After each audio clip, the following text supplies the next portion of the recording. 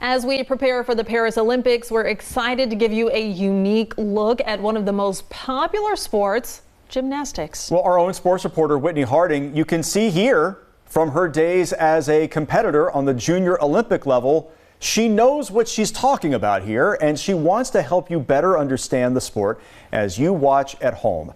At Olympic trials, the U.S. women's team made history.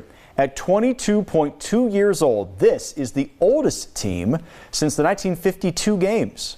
Boy, Whitney explains how this is a big moment now for the sport and why so many are hopeful this trend lingers in tonight's Chalk Talk. Here is a visual of the average ages of the U.S. women's team from each Olympics starting in 1984 to this year. Now, the first four on the end, they're darker or more bold because in those years, gymnasts had to turn 15 years old in the year of the games. But starting in 2000, that changed to 16 years old, which partly explains a significant average age bump. There was also another big change in United States gymnastics for those 2000 games. Bella and Marta Karolyi had retired from coaching.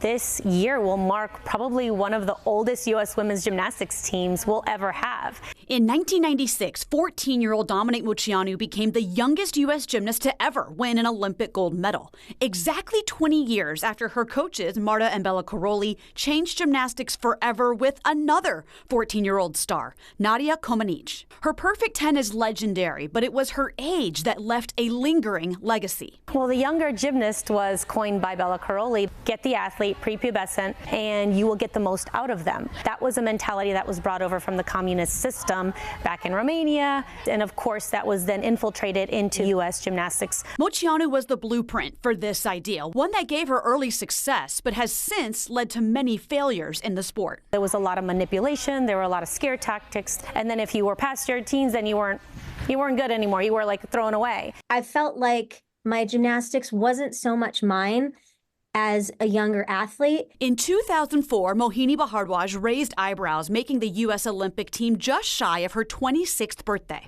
I had a lot of people just looking at me like, who is this old lady and do they really think that they're going to make the team? Bhardwaj wasn't exactly a late bloomer. She was part of the U.S. national team in her teens, but it wasn't until she trained in college as an adult that she found her rhythm. When you become an older athlete and you're working with a coach, they know you're older. And so they actually listen to you and they know you're an adult and they accept that you're here to train and to do a job. The last two Olympics with the Karolyis out of the USA gymnastics picture, the average age of the U.S. women's team has been at least 20 years old. I've always kind of believed this because when you're looking at other sports, really everybody's peak is in their like early, mid to late 20s. And that's your peak, I think, athletically, mentally. It makes you that much stronger. You're not geriatric as a 16-year-old, and you're not geriatric as a 23-year-old. It's kind of like opening these doors that we've never really seen open before. Local for you, Whitney Harding, NBC4.